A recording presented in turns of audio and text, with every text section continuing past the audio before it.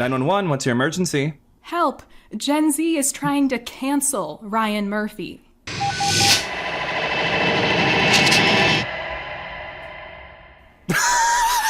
Wait, I was trying to do it in the cadence. I was trying to do it in the cadence of the TikToker who did the Eminem video. Yeah. I don't know if that works. My name is Jane Mulcahy. I'm a quote-unquote professional YouTuber, and I love the show 911. Mm-hmm. Not Period. sure what else to say. Yeah, period. .com. I am Ryan Kearns. I am an amateur YouTuber. Hard stop. And I similarly love 911. And after it had its big cultural resurgence with that beautiful, beautiful boy kissing Buck, I took the plunge to get back into it because I fell off for reasons that we'll get to in a moment. Absolutely. Mm-hmm. Yeah, I have been into this show for like probably over 2 years now. Surprisingly, I did not get into it because of shipping or fandom or anything. I got into it for unrelated reasons. I actually heard it mentioned in a Red Letter Media YouTube video randomly, offhand. Yeah, they were actually being pretty derogatory about it. Oh, no! So they brought it up. I talk about this in my YouTube video. They brought it up in this video they made on the Roland Emmerich movie Moonfall, which is the movie about the moon falling onto the earth. Oh, you don't have to tell me. And at one point, Mike says, like, you know those network TV shows, like really dumb shows like that show 911? He was basically comparing it negatively to 911 by saying the special effects in Moonfall looked as bad as the special effects on a network show like 911, which, yeah, I guess it's not Hollywood level. I feel like it looks pretty okay for what it is. Yeah, 911, not Moonfall. Right. Bees notwithstanding, I the bees have are a little to agree rough, with I'll you. be honest. It's hard. Listen, bees are hard, right? There's a reason Exactly. why It's that hard whole to animate movie was a ton animated. of tiny little things. Yeah. But anyway, I heard about it in this YouTube video, and they played a little clip. They played specifically this clip from a 911 call. I think it's in season 4, where this like garage band is rocking out, and they suddenly all start bleeding from their eyes. And they played this clip on Red Letter Media, and I was having like a depression summer, but that's its own thing. And I was like, maybe this is what I need right now, just like something really silly. It's kind of a Grey's Anatomy type thing. I'm also into Grey's Anatomy. So I started watching it, and I have never looked back. Yes. But yeah, I've wanted to make a YouTube video about it for a while, and now, similarly to you, kind of when this Buy Buck thing dropped, and it seems like the fandom itself kind of expanded a lot just with that happening, like in the last 100%. year. And it definitely kind of caught my attention again. Not super related, but my cat had just died, and I think I like needed something to latch onto and just throw myself into.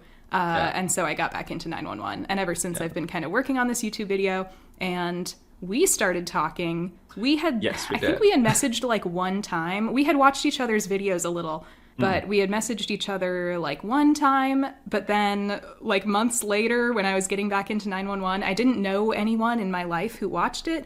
And also because of a really stupid, arbitrary commitment I've made, I decided I was going to try and keep the YouTube video a secret, so I couldn't like talk about it on my social media, but I saw that you were posting about 911, so I messaged you like, please, can we be 911 friends?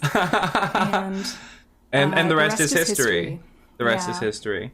Yeah, no, I remember that because I saw that happening, and I hadn't watched the show for, I want to say about 5 years, because my personal history with 911 is that I watched it when it was first airing, season 1 and season 2. I watched it when it was first airing. I had just moved to New York for college, and this was airing my senior year of high school. Season 1 was, and so I started watching it at home.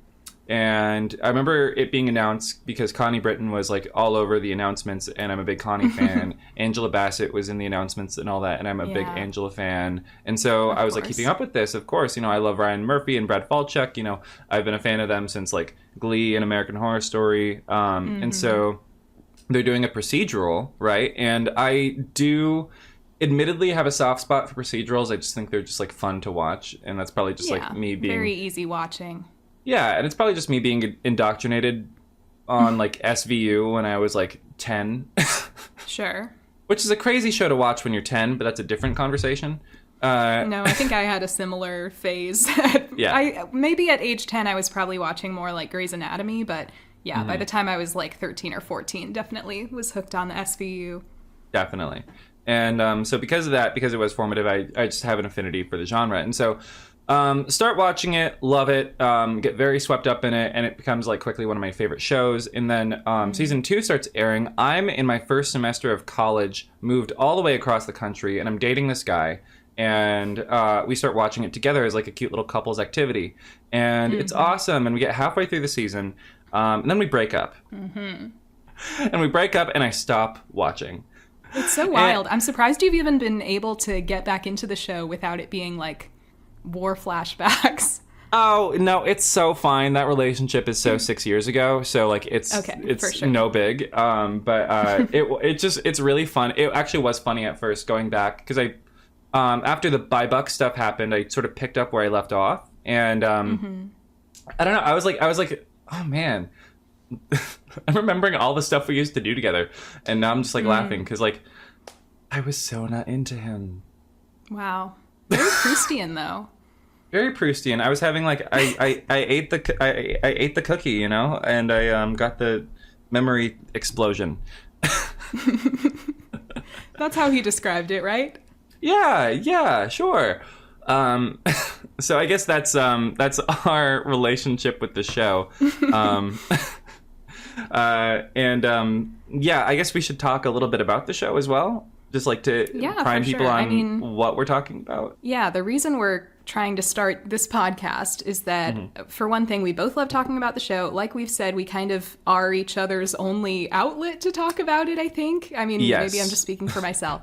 But no, you're not. You're 100% my only friend who likes this. Amazing. So we kind of need an outlet. Have no mouth. We must 911. And I have observed there doesn't seem to be another like 911 watch along podcast. From what I can tell, there's one other 911 podcast, and they haven't uploaded in a long time, and it appears to be more of like a fandom focused thing. Like their guests that they have on are like fan fiction writers, which is totally chill and awesome in my opinion, but not really the angle we want to take. We're trying to do more like we're doing something a bit more subversive, you know. We're doing a bit more like I was going to say the opposite of subversive. They're the subversive literally the opposite. Ones. Yes, we're doing a more mainstream, lame thing, actually, by just talking about the show in a straightforward way, episode by episode. So that's our intention with this. Joining the great pantheon of watch-along podcasts, which includes our peers in the industry at, the Wizards of Waverly Place watch-along, and That's What You Really Missed with Kevin and Jenna, of course. And who could forget Howler Back Now with Holland Roden? See, I didn't even know that one existed. You didn't know about it? No, but Howler Back Now, is that the title? That's a great title for a Teen Wolf podcast. Yeah. Come for the what's your emergency stings and stay for the detailed episode breakdowns and opinions about Oliver Stark's arms. Interesting. We'll have a lot of opinions about that, I'm sure. So yeah, 911 is a network procedural of sorts, although I feel kind of weird even calling it a procedural because I feel like at times it follows a procedural format, at others it doesn't. Unlike a lot of these shows, it doesn't usually follow like a single mystery throughout an episode. Sometimes they do episodes like that, but often it's more of like a vignette sort of structure where we get like a few different 911 calls per episode. It does seem, I would say, more character-focused than some traditional procedurals. I mean, it depends on the show, but I feel like some of the big heavy hitters like Law and Order and maybe like Criminal Minds are actually surprisingly not concerned with their characters as much. Like occasionally they'll do episodes that get a little deeper into that stuff, but most of the time I think they're designed so that you can really just drop in on any episode, whereas like 911 feels like it definitely has a lot more of that broad overarching character stuff.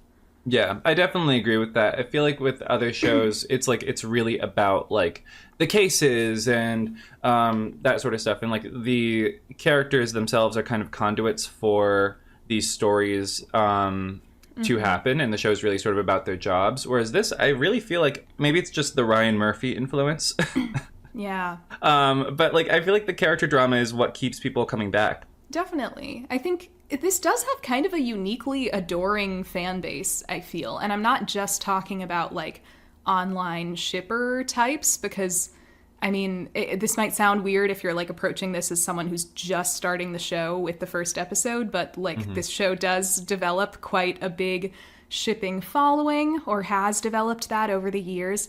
But even outside of that, it seems like people are really into the characters and sort of the vibes of this show. Yeah, you know, Angela Bassett, I think she's won a couple of NAACP Image Awards for this show. Has she?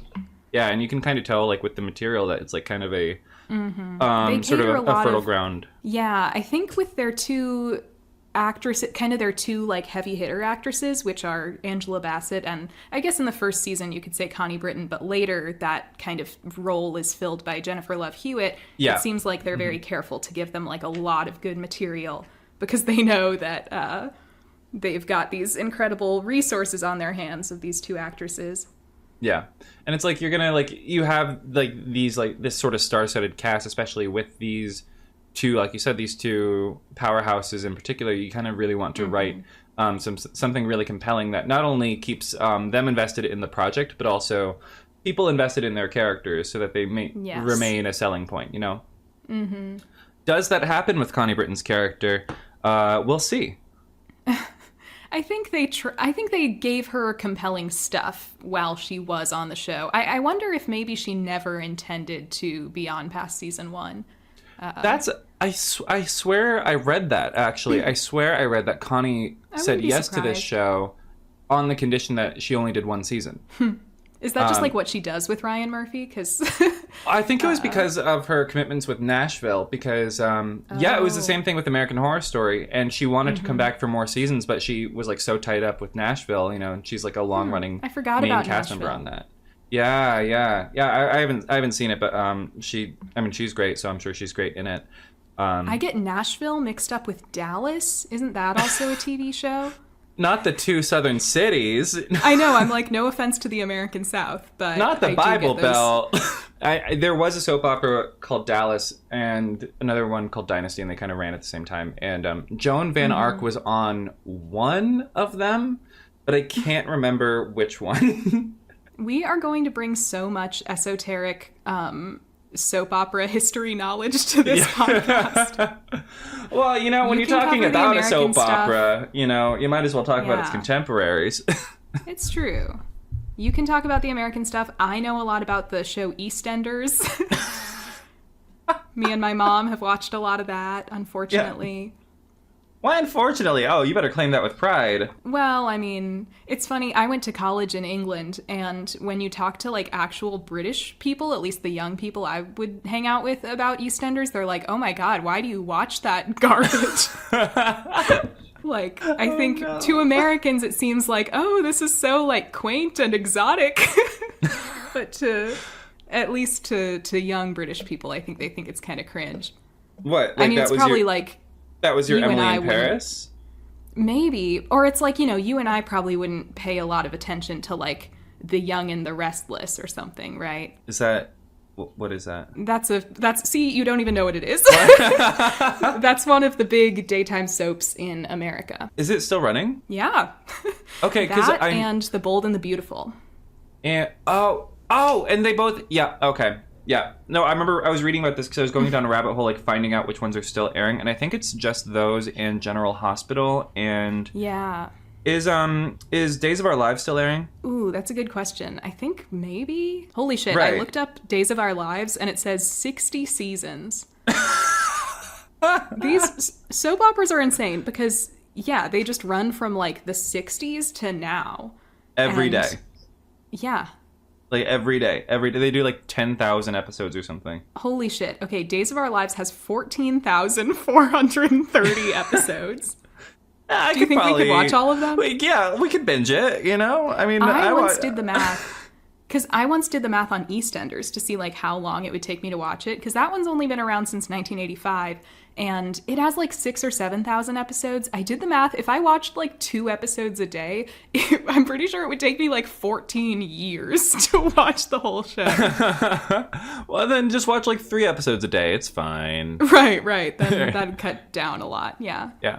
Well, I mean, I feel like a lot of like Western weebs like talk about it in the same way with like One Piece. I live with a couple of weebs, and so like they're like, yeah, I we have watch a like friend who's trying to watch One Piece. Yeah. We watch like all like there's like 1,100 episodes. We watch them all in like 2 months. You know, it's and like you're like amateurs. I watch EastEnders. I watch Days of Our Lives. I'm pretty sure my friend is doing the thing where like you find like the episodes that you can skip, you know? Like yeah, you just like watch the filler. storylines you want to watch. Which normally I'm against the idea of filler, but with some of these animes, I guess I get it. If you're looking at like thousands of episodes, it probably makes sense. I don't know. I mean, 911 definitely has a couple of episodes that feel like filler, but I guess we'll get to those. Well, I think like applying that term to Western television has like done irreparable damage to the way we think about TV, low-key, because like, you know, not me out here doing irreparable damage. Sorry. Yeah, come on. Honestly, apologize. Check yourself and do better. This is my privilege, and it's showing. And I just want to just like make a land acknowledgement. You know, it's not the land acknowledgement. I've seen, so I sometimes am on the 911 subreddit, which I would not recommend. I don't like it very much. But I swear I've seen people on there say that like the episodes that focus mostly on 911 calls are filler. And I'm like, you guys, the show is called 911. Like I get what they're saying in principle, like the episodes that don't involve deep character stuff, I guess, or don't really move the character plots along, but I'm like, what am I watching this show for if not the 911 calls? Isn't that like the joke, right? It's like after a while you just kind of forget that they're firefighters. Maybe, but it's like I don't want that to happen. I like the 911 calls. One of my problems with season 7 is I think it's too light on the 911 calls. Yeah, and the 911 calls were the best part of that season. Now that we've gotten sidetracked, let's get into episode 1. So this is episode 1.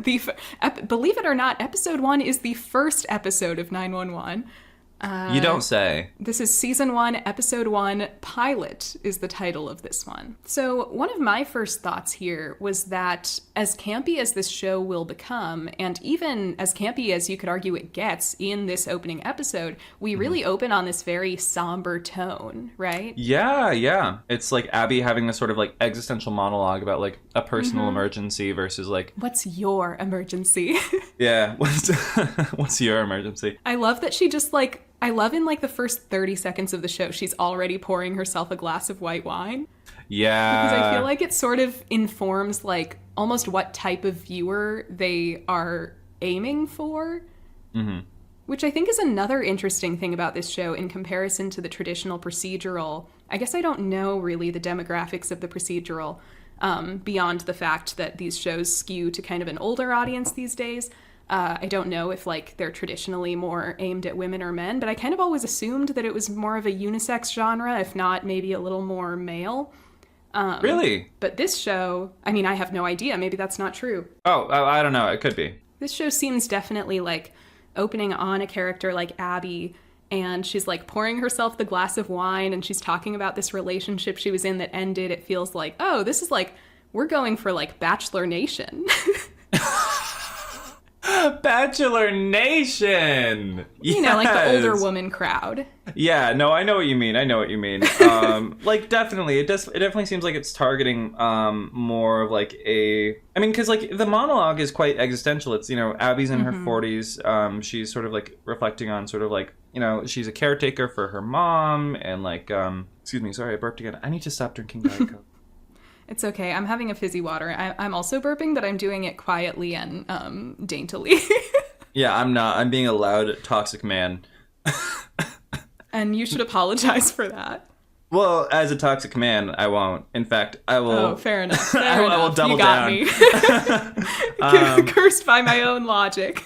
Doubling down. No, but it's a very sort of it's a somber. It's almost like a existential like note to begin the show on, and it's I feel like it's really interesting that we begin with Abby because it kind of feels like this is going to be kind of a weird analogy, but in the first episode of Friends, Monica really seems like the point of view character. Like she reads like the main character in that first episode of Friends because so many of the scenes are told from her perspective, and she's kind of like the one informing most of the plot. And I feel like that's kind of the same thing here with Abby, is that we're sort of invited through the opening scene of the show to identify with her and to see things through her eyes, Yeah, definitely. And I think that's something that fans kind of forget, because my impression is that fans are not the biggest fans of Abby. I mean, I sent you a Reddit post just today that was like, in my view, a very childish take on the show. It was somebody being like, Abby is such a creep because she like got Buck's phone number by, I don't know, unscrupulous means, and then she... and also she's like a woman in her 40s going after a 26-year-old man. I was really laughing at that. I was like, oh, he's just a tiny little baby. He's a tiny little baby boy. Yeah, he's just a 26-year-old teenage boy. He just needs to be held. Being groomed by this evil 40-year-old woman. This spinster with her cat and her dementia mom. Disgusting old hag. I mean, I guess it's like if a 911 dispatcher who I'd had like a emotionally charged moment with went into the database and looked up my phone number to call me. I guess I don't know how I would deal with that in real life, but this is fiction.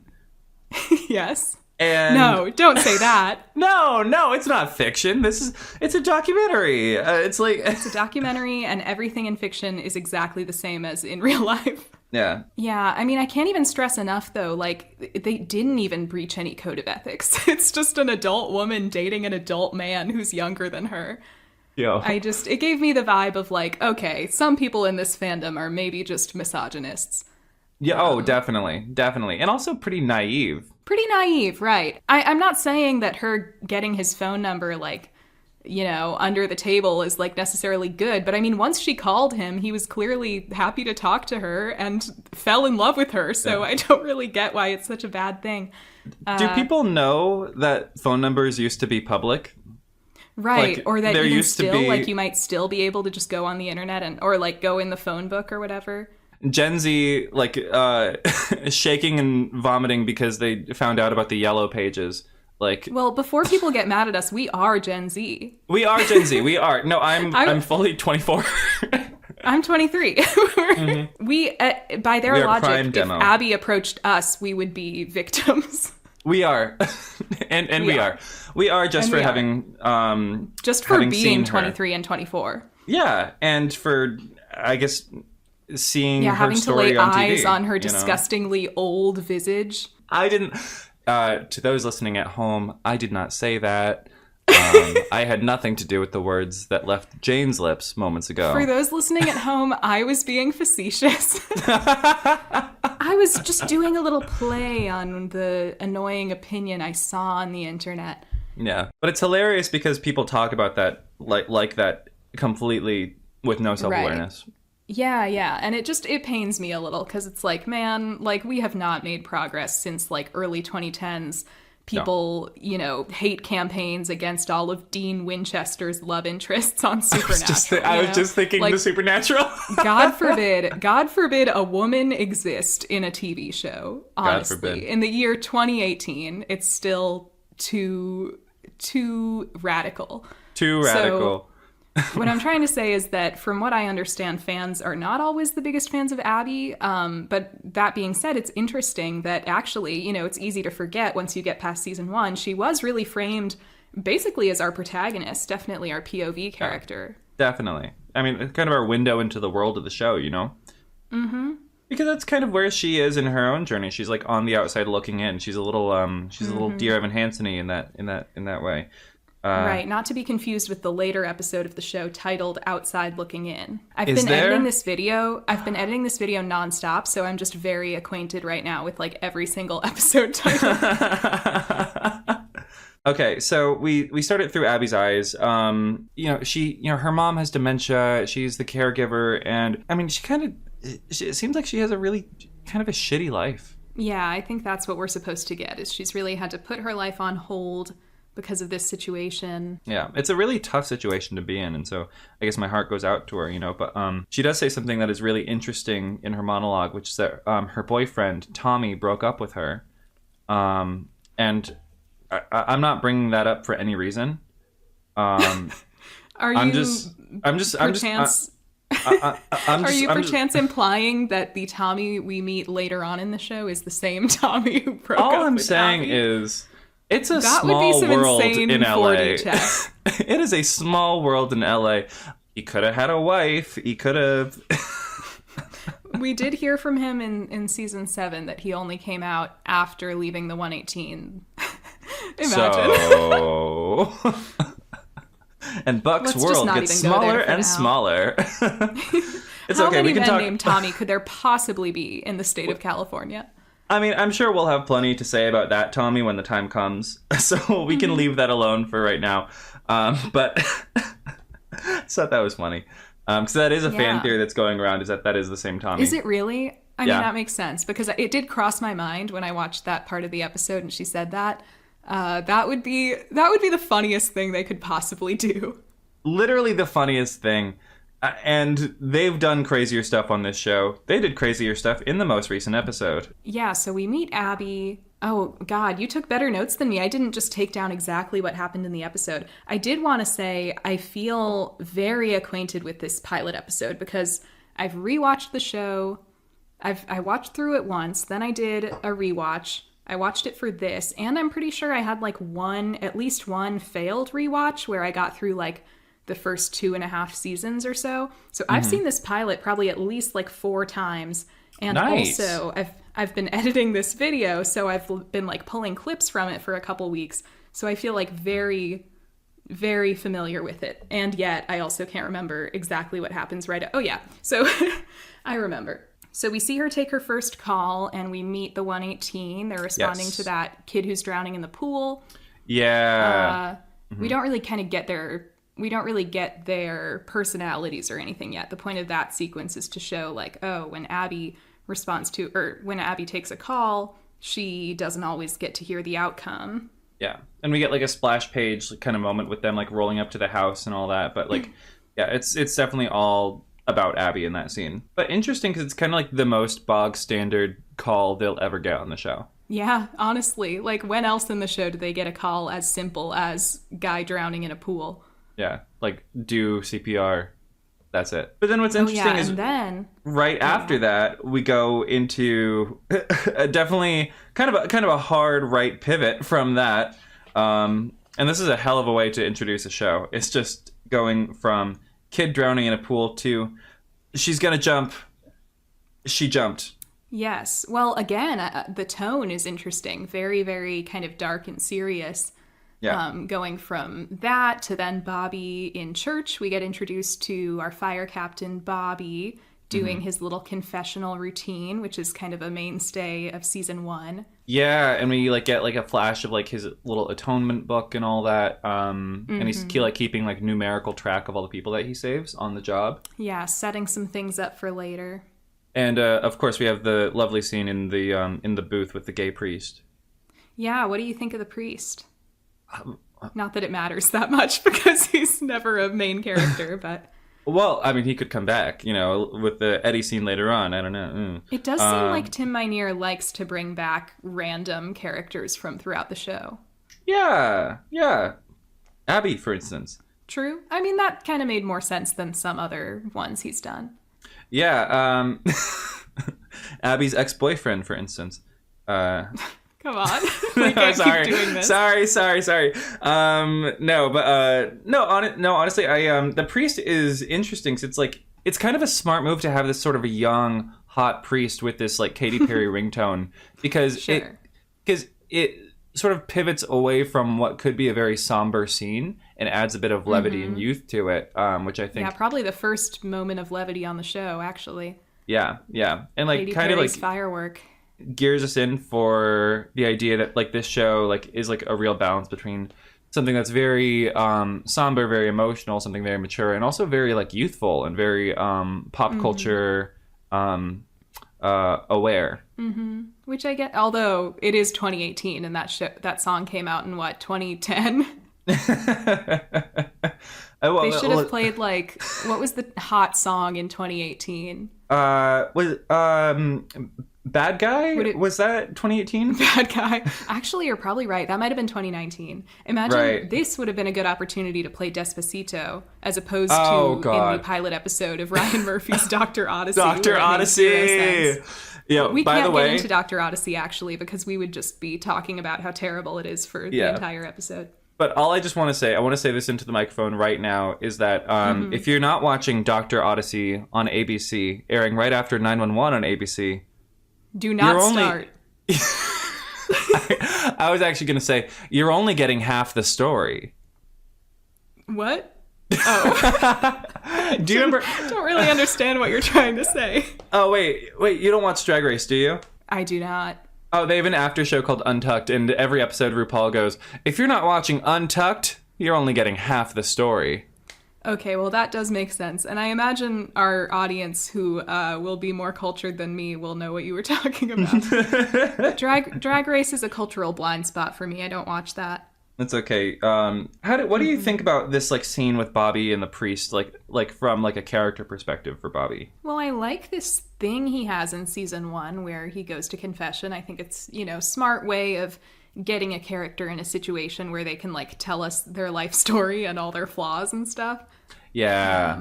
So right away they introduce his alcoholism. Later on in the season, I think we get to hear more details about his backstory, but I think it works. And also, then of course we get, to me, I think one of the best, snappiest moments in the episode, which is this transition moment, right? Where Bobby's like, we all have ways of coping. Some of us drink, some do drugs, some are sex addicts. Yeah. Boom, smash cut to Buck racing down the street in the fire engine. And all by himself. A star was born. And a star was born. Like, literally just fucking, like, jacked a fire truck. Just tearing through the streets of LA. An absolute menace. Character introduction, I have to say. Yeah, absolute menace to the city of LA. Oh, God. So Buck rolls up alongside a convertible. Turns out he's meeting a hookup from some hookup app and proceeds to have sex with the woman right inside the fire engine. Yeah. Which I have a friend, like one of my roommates in London, she comes from like a firefighter family.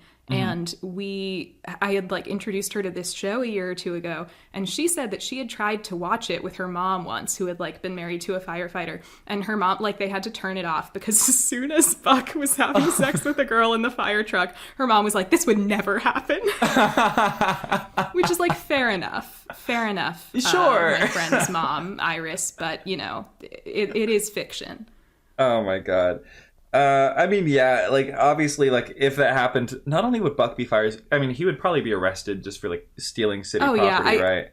I think it's worth imprisoning him. Just on principle alone. On principle. I don't really care if it's, like, legally wrong. I just think morally he deserves to be locked up for that. Oliver Stark has such a charisma about him. Like, it's just, I mean, there's something, like, very magnetic about him that, like, I could watch something as cheesy as the dialogue in this scene and still be absolutely swooning. When she said, "Is this why they call you Fire Hose?" He's like, "Nope." I'm like, oh God. It's shocking how well he's able to come off in this episode, having been written as such a repugnant person early on. Like, I can, honestly, the casting on this show is great, because can you imagine, like, if it was anyone even a little bit less likable, like how make or break it might have been? Like, he might never have endeared himself to us if he was played by, like, a guy who was just okay. Yeah. Oh, definitely. I mean, like, it's like Buck's, I mean, he's kind of like, I guess his charm and his appeal is similar to Joey from Friends. Not to bring it back to Friends. I don't know why I keep talking about Friends, but yeah, Friends is another cultural blind spot for me. I never watched that shit. But I know the names of the characters, so you can keep referencing it to me if you want. Cool. Well, Joey, I mean, like, his whole thing is that, like, yeah, he's like a man whore, and like he starts off the show as like kind of a misogynist and all this stuff. But you know, he's also very warm, and he's very naive, and he's sweet, and he's got a real heart in him, and that's why people love Joey, like that character, right? And I feel like Buck is sort of like a sort of spiritual sister of Joey Tribbiani. Definitely. In that regard, especially in the first episode. Yeah, I think absolutely, like, his secret weapon is his vulnerability, his naivete. He's so innocent, as you come to see. I mean, not to get ahead of ourselves, but I remember even the second episode of the show is like him dealing with his kind of pain for the first time, and it kind of helps bring him back around to, okay, he's not just like some psycho misogynist. Yeah, you know, he has a humanity, and it takes kind of like I mean, you kind of really need like a talented actor to sort of be able to tap into that, because I feel like a hackier actor would just like play him as just a straight douchebag. Yeah. I love at the end of the episode how Buck says, he has this line where he's like, I was a punk, and like, you deserve to be mad at me. And I just think that's so funny, because it lays so bare the fact that this episode was written by 3 like 50-something-year-old men. Because what actual like millennial would be saying, I was a punk? I was a calling themselves a punk when describing their douchebaggery. I don't think I've ever in my life heard a young person, or like even just like a 20-something person, use the word punk for anything other than music. Yeah, like the genre, or like the subculture, maybe. Yeah, like that's the only context that I've ever heard it in. I will say, upon first glance, I did think the girl in the convertible was Victoria Justice. And I did too. Oh my god, she looks so much like Victoria Justice. But then she spoke, and I'm like, that's not Victoria. She does look really familiar. She looks like a cross between Victoria Justice and maybe that actress from Sex Education. Did you ever watch that show? Which actress? There's a girl on there. She's not like one of the main, but I think she gets to be more of a big character. Her name's Ruby. Oh my god. Wait, you just clocked that. Just like that. You clocked that. Wow. Okay. T. It'd be crazy if it was the same actress, but I don't think it is. You never know. I mean, TV actors, you know, small world. So yeah, so he fucks her in the fire truck, and then classic. We get a kind of another hard cut to Chimney at home, popcorn, right, with his girlfriend who hates him. Who apparently he met on romancingtheuniform.com. Romancingtheuniform.com. Iconic. I love it. It's kind of interesting. Chimney is a pretty different character in season 1, I would say. Like, he comes off, at least in the first few episodes, I think they hadn't quite found their footing of like what a vulnerable and nice character he was going to be, because he does come off as a little more like cynical and smarmy in the first couple episodes. Yeah, you know, you kind of, I feel like, because like you see that with like his actor, what's his actor's name again? Oh, it's killing me. Kenneth Choi, that's right. You see that with his other roles and stuff, and he kind of does specialize in that sort of smarmy, sardonic. Yeah. And he definitely keeps the sort of like sarcastic, goofy thing as the show goes on. But yeah, it becomes more like a goofiness than like a real sharp kind of vibe.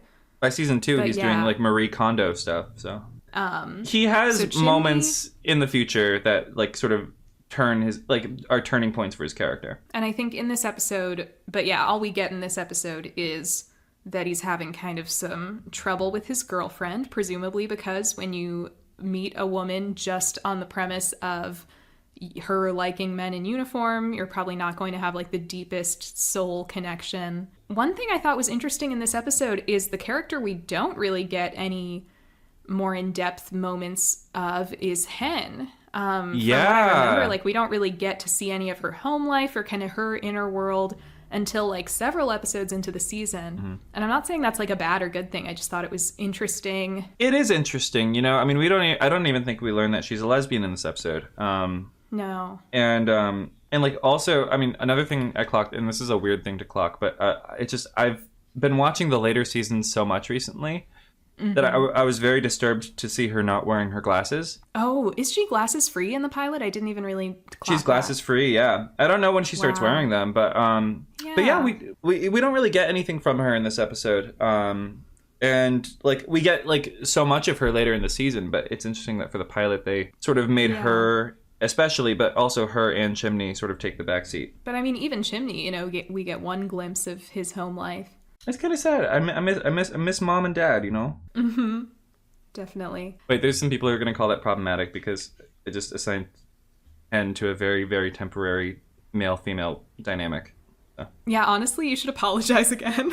I'm doing so much apologizing this episode, and I'm getting really sick of it. You haven't done any apologizing because you said you were a toxic man, and because of that, you weren't going to apologize. So actually, I won't demand it. Well, I'll demand that you apologize, but I know you're not going to do it because of your toxic masculinity.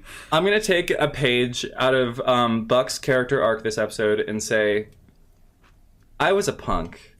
And like Bobby, I'm going to say, you've used all your chances. So have I. Show up to work tomorrow. That's interesting. That's an interesting line, and I guess we'll get to that. But I think it's really interesting how Bobby, like, sort of immediately takes to this sort of, I guess, surrogate father role with Buck. You know, I think it'd be fair to say he sees a lot of himself in Buck, certainly. But he also sees. I think he must. Right before we meet Athena, we meet the baby in the walls. Oh my God, the baby in the walls. Like the first 15 minutes of the show, and we're getting just like a premature baby in the walls. And that's what's so incredible about 911. I actually watched this episode yesterday. Like, my two friends were over who had never seen the show. I was like, you guys, I do have to watch this episode of TV before tomorrow. Do you want to watch it with me? And I had kind of sold it to them on the baby in the walls thing. I was like, listen, there's this ridiculous thing. In the first episode of the show, there's like a baby who got flushed down the toilet. So that was kind of my selling point for 911. Mm-hmm. And how did they take to that? I think they were into it. They kept like asking questions. Oh no. You know, when people are asking questions and you're like, all of these questions are answered by the show. Yeah. It's kind of like that. But you know, I think they enjoyed it well enough. Mm-hmm. Yeah. I don't know. It's a very intense image, like especially like once you sort of like get the baby out of the pipe and all that. It's like, damn. They're like really going there in this first episode. They lube up the pipe to get that baby out of there. It's interesting, the imagery. It's like birth, you know. It's like rebirth. Them pushing the head of this baby out of a toilet pipe. I don't know where you're going with this, but I'm seated. I'm sat. I mean, I don't really have a conclusion. I'm just kind of doing like baseline analysis. Yeah. And, we can take it there. You know, they do end up at the hospital after with the mother. I guess I always think that shot of them pushing the baby head out of the pipe is like, you know, baby coming out of the womb. I don't know what that imagery means you could say it's like a rebirth of the 118. You know, this is the episode where they kind of start to bond for the first time. Something like that. Buck becomes less of a punk by the end of the episode. That's like a rebirth. Yeah. No, I mean, it's definitely, it's striking and it's very intense too. I mean, like, I honestly forgot how intense the first episode of the show is. Obviously, the show gets really, really intense in later episodes. Like, to the point where, like, ship. You know, I was thinking more man bisected at the waist in a motorcycle accident and dies on the phone with his son. Sure. That too. But it's like, it's just interesting that they like really go for it in the first episode, and like they really I mean, it's a great selling point, you know. It's kind of an irresistible hook. It feels like they went on to like a forum of firefighters and were like, can you guys tell us your craziest experiences on the job, and we'll make a show out of it. Yeah, I wouldn't be surprised if that was part of it. And actually, I'm kind of interested in where they sourced their stories from, because I think a lot of them are actually like ripped from the headlines. Maybe embellished a little bit, but like, you know, I was watching like an episode of Rescue 911 ages ago, and there was a rescue on there, like a real life rescue that I recognized as one that had been dramatized on 911. So oh, really? I think there's some episode in like season 3 or 4 where some people are skydiving and the instructor or something like hits his head while skydiving and just like hanging out of the plane. That's a real and the 118 has to like drive the fire truck along the runway and have like the plane get low enough so that they could cut the guy down. That was a real thing that happened? Something like that. Well, it happens in like the first episode of Rescue 911, which was like a, docudrama kind of show with reenactments. Wow. I feel like of all of the ones, like that would be one that you'd expect to be like, this didn't actually happen. We made it up, Right. It's but fascinating. yeah, I wouldn't be surprised. I mean, some of them are probably based on like urban legends too. Like I think like the flushing the baby down the toilet is sort of like flushing a baby alligator down the toilet, like a common urban legend. Yeah. Mm-hmm. But maybe and then it like, there's grows up in the sewers and there's like gators in the sewers or something. There's a great horror movie from like the year 1980 called Alligator that takes that premise and runs with it. Sorry. It's the Penguin's origin story in Batman 2, Batman Returns, or the Danny DeVito Penguin movie. I'm a comic book nerd, so I'll probably reference them plenty of times.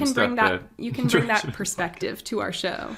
Yeah, I'm just thinking, what if this baby, what if he like grew up in the walls and the stuff? Baby and was grew up raised to become by, a penguin. Was raised by wall penguins and.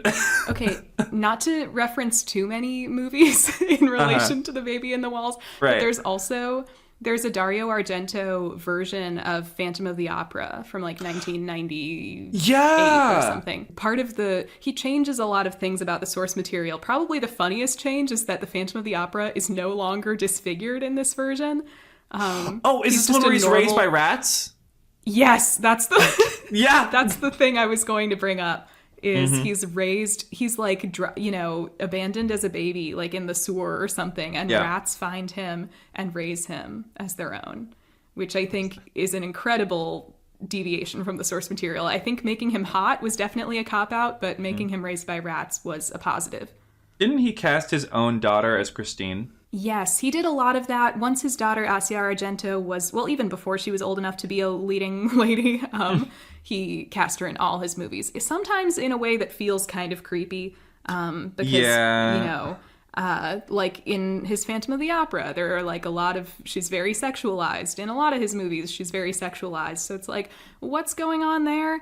I don't know. He's like 1 million years old, so I feel like it doesn't really matter anymore. He has we're getting he has horror director face. Sorry, I just have to say this. He has horror director face. Those eyes are sunken. Yeah, definitely. I saw him in real life at the BFI last year, and I mean now he just looks like a really old guy. But, is that the one where you were photographed with Emerald Fennell? No, that was a different time. No. That was at the 2023 London Film Festival. There is a picture of me out there of Emerald Fennell, and I'm in the background looking really annoyed for some reason, because that's just my resting face. I wasn't actually unhappy to be there. At The Baby in the Wall, we are introduced to one of the most interesting, complex characters on the show, played by not just the best actor on this show, but also one of the best actresses of her generation, is motherfucking Angela Bassett as Athena Grant. And by complex, we mean she's a really cool character with a lot of depth, and also she's a cop. Yeah. That's kind of the negative side. Yeah. But other than that, she's pretty cool. And I guess we'll get to the cop stuff more when it comes up later. But yeah, I think we'll climb that hill when we get to it. Yeah, I don't think that's this episode's discussion. Because it's not overly present this episode. No, I think this show gets off a lot better than a lot of other procedural shows, because it's like mostly focused on firefighters and paramedics and 911 dispatchers, and the cops are like maybe like at most a third of the show is about cop stuff. Yeah. But like when it rains, it pours, and when the show is more intensely copified, it can go to some pretty unfortunate places. But most of the time, it's just like the innocuous, like, imagine a world where cops were actually good at their jobs. Yeah, and honestly, it's fun. It's a fun fantasy world for that reason. It's fun to consume as fiction in that regard, I guess. Yeah, and I think I'd be able to tolerate that a lot better if they didn't sometimes try to deal with the question of like police corruption and police brutality. I think that muddies the waters a lot more and gives them the opportunity to like totally put their foot in their mouth. Yeah. But again, we'll climb that hill when we get to it. We'll get there. We will get there. But for now, we can just say Angela Bassett slays every scene she's in. Angela Bassett wastes did the no thing. time. You could even Angela say. Bassett did the thing. Viola Davis, my woman king. I just want to know what she meant by Jamie Lee, you are all of us. Somebody wrote that stupid rap and they were like, how can I just incorporate like vaguely pop culture sounding buzzwords, phrases? Anna girl, you are great and blonde. Was she? Yeah. I never watched it. Anyway, back on track. So Athena shows up. Yeah. She does the thing. She does the thing, and Angela Bassett just has this presence where she just kind of owns every scene that she's in. But something that I think is really fun, actually, and this is kind of Hen's one real moment on this episode, is that it kind of quickly establishes that Hen and Athena know each other and are friends. When Hen's like running upstairs, like, "Don't flush your toilets! Don't flush the toilets!" And also, I think you could say like the main thing we get from Hen in this episode is her penchant for being like smartest person in the room. Yeah. Has a lot of knowledge about a lot of different things, like just can pull out in a second, like, oh, logically, if anyone flushes the toilet, like, we're totally screwed, which I don't think anyone else would have thought of. And then later in the episode, too, with the snake call, she pulls out random knowledge again. Well, you don't think Buck would have thought of that, going in with the hatchet right into the wall where a baby is? Axe a baby to death. Yeah, he's a little more, think with his head and dick first, maybe. Yeah. I just think the funniest part about this call for me, and it's a very intense call, and it's honestly a really gripping watch, but what's really funny about it is just putting myself in the shoes of the guy whose apartment it is. Because we know he's high as hell. What a nightmare this would be while you were stoned. Dude, it's like sativa too, so he's like feeling like energized too. This has got to be like the worst day of his life. Yeah, he says it's like better that he's smoking sativa. I feel like that would be way worse. I would get so paranoid. So paranoid. I would be like, the cops are here. They're going to find me. They're going to find stuff in my apartment that I don't even know is there. And they're going to arrest me for the rest of my life. Dude, depending on how much I smoked, I'd think I was in the pipe. Shit. Yeah. I'm the baby. They're cutting me free. But yeah, and then they get it out, and Buck has a very like heroic moment where he like runs really fast, and they kind of set it up that baby too. Down the stairs. They're really good in this episode about setting everything up like earlier, and then it paying off in like character moments later. Definitely. But then when he gets down there and he's in the ambulance, Athena, she's found the mother, and she sort of traced it back to that apartment, and she's like stalling the ambulance. She's like, "No, we got one more," and Buck doesn't want to let the mother on board, which is such it's very Buck, but it's also like you as the viewer are like, oh, this is so idiotic. Yeah. Like, why would you assume that the teenage mother like wanted to flush her baby down a toilet? Yeah. And he says something like really like intense and insane to Athena, where he says, "If this baby dies, it's on you." I'm like, damn. Yeah. Imagine that took guts to say something like that to Athena. Seriously, dude. He's lucky he didn't know who she was. Not just to a cop, but like to Athena specifically. To Athena specifically could end your shit. Yeah, especially with everything she's got going on at home right now. Yeah, she's tightly wound in the first episode, I'm sure. Very much so. And but then they get there, and it's a learning moment for Buck in multiple ways. But what's interesting is that we don't find out, I guess, if the baby survived long term or like about the mom's health. We don't really get an update on that, which I guess goes to Bobby's point about like, that's not something that they get on their job. They just get them to the hospital. Yeah, it aligns with their experience, which I think is cool. I guess you want to... And I guess sets you up for the experience of the show, which is that, oh, okay, we're not always going to know exactly what happens to these people after they hand them off. Right. Mm-hmm. I guess you have to watch Grey's Anatomy to get that other half. Right. Do you think they'll ever do like a hospital spin-off in the 911 universe where it's like Grey's Anatomy a la 911? I mean, then we get all the aftermath. They have such like a fertile ground for it. You know what I mean? Like with the ridiculous shit they go through on a daily basis on this show, I feel like it would be kind of interesting to get the follow-up at the hospital. Yeah, it's like just the doctor's like overwhelmed. Like, what is it this time? But then from there we go to, I guess her scene where we find out actually what she's all about. And Athena's home life, which is quite a hotbed of conflict. Yeah, all is not well in the Grant household because there's a big gay elephant in the room at breakfast. Yeah, one of the first of many on this show. First of many. I actually have Eddie's name written right above my notes for that section. So that's that. I mean, I guess that just says all that. Why Eddie? Just because it reminded you of him? No, it was just I just wrote down the sentence pre-Eddie 911 is so interesting. So I feel like we're watching. Sure. Yeah, I feel like, it is a different vibe. I feel like we're watching the prequel. Yeah. You know? That's interesting. It is interesting in retrospect with knowing that there are fan favorite characters who will get introduced later. Yeah. That the status quo is very different. But yeah, Michael, so I have to reveal now, I'm sorry to keep referencing my YouTube video. It's just there are a lot of things that I've already been parroting that I say in my YouTube video. I have to say Michael's media. Not my favorite. Yeah, I mean, it's like I'm making this like almost 4-hour video about 911. So it's kind of just like I have already said like everything I have to say about this show. I can't help but be a little redundant. But yeah, Michael has never been my favorite character. Mm-hmm. And it's mostly because of literally one thing he says in this first scene. What's where, that? Well, he like comes out to the family. That's all fine. Clearly, Athena is like not quite in a good place about this yet. They have not really sorted it out and gotten to the acceptance stage. Then the kids leave for school. May, the daughter, is not happy about it. She seems to be kind of rejecting this. She says, like, I just don't want anybody to know about this. Yeah. Which, you know, later we'll find out she's being bullied, and that's probably why. But initially you would just think, like, wow, he's got a homophobic daughter. But afterwards, you know, Athena and Michael, the kids leave. Athena and Michael start fighting.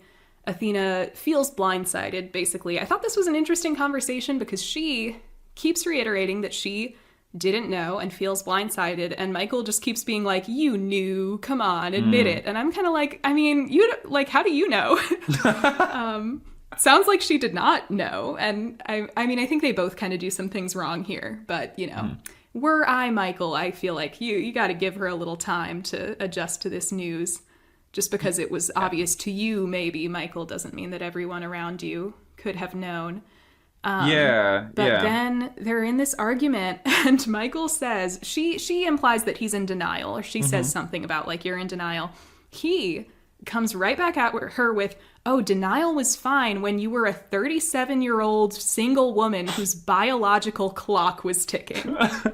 And I'm just like, oh my God, the disrespect. Yeah. Like, it's kind of a bridge too far, right? It's kind of like another level. I mean, I wrote that line down because it was like absolutely insane. It's a shocker.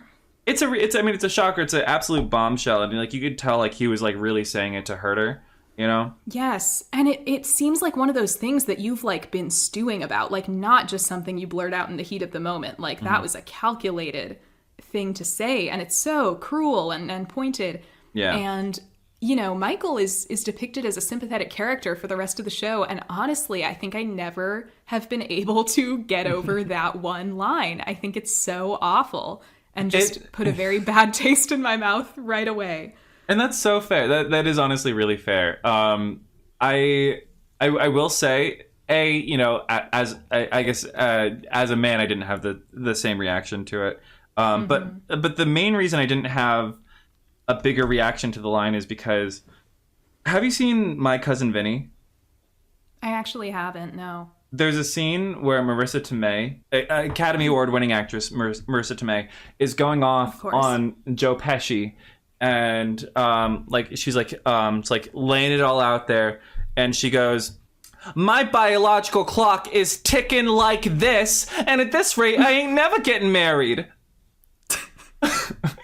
Thanks. Now it's like I have seen it. Yeah, but it's like that's literally all I could think of when he said that. That's fair, and I mean, but it's totally different for a woman to say that about herself than for a man to say that to 100%.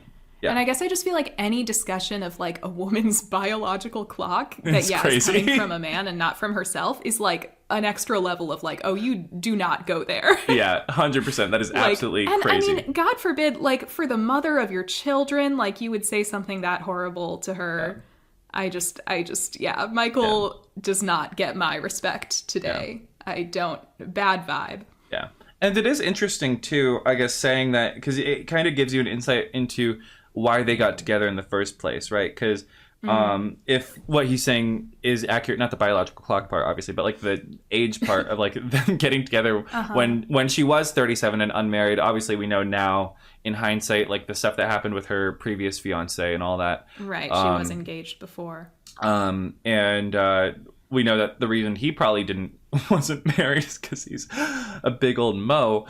It's just an interesting dynamic going into a marriage where, like, I mean, you can kind of tell just between them that they've built a life together, but they really, I mean, like, on a, like, emotional level, they really don't love each other, Right. I mean, it seems that way. And like you get that Michael, like, he wanted kids and all that, right? He says that he wanted kids, and Athena, like, I guess part of the reason she's struggling with this is I think maybe because she didn't want to spend the rest of her life alone. Yeah, well, it's just interesting though because it seems like the way they depict Michael and Athena, like from this point forward, isn't necessarily, it doesn't align that well with how they're depicted in this first episode. I feel like.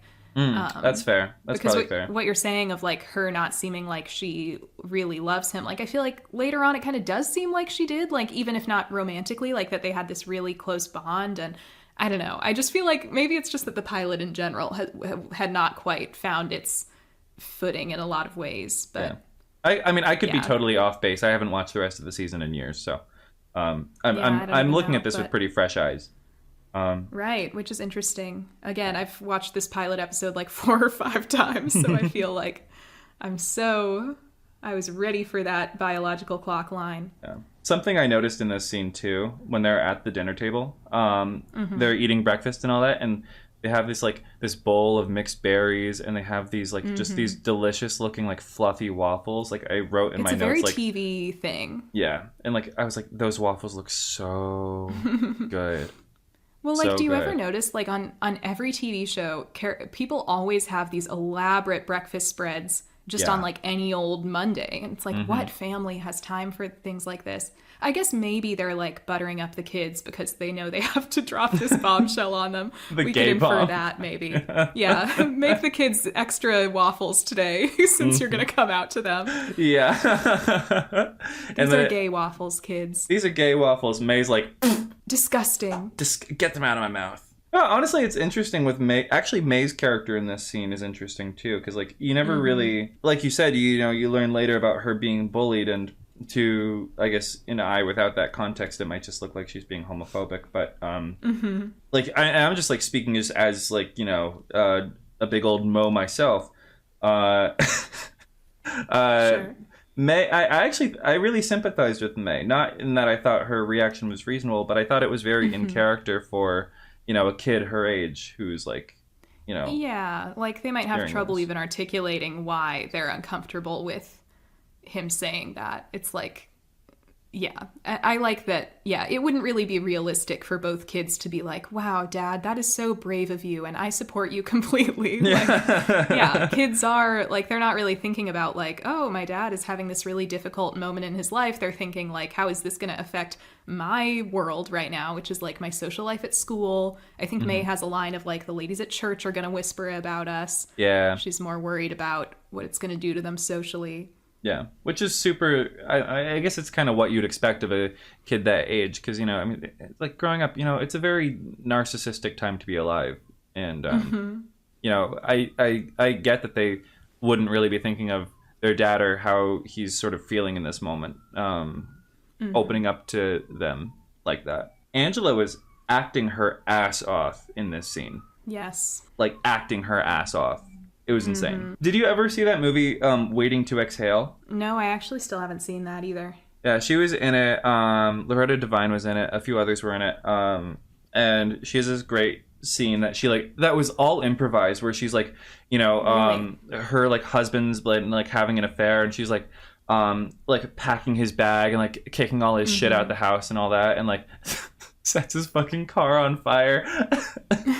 The entire time doing this amazing monologue, and I'm like, damn, Angela has like No, these like she's like a classic talent. Yeah. classic talent. Generational. So we get done with that scene. We see Abby has this caretaker for her mom who's late all the time. That's kind of setting up Carla being introduced later in the show, I guess, but that's about it. Then we cut right to our snake call, the snake call of the episode. We have a snake owner is being choked by her own python or boa or whatever it is. Yeah, it looked like I think it looked what kind of snake was it? Because it may have been one of those like albino boa constrictors. It's whatever the yellow snake is, right? The big yellow one.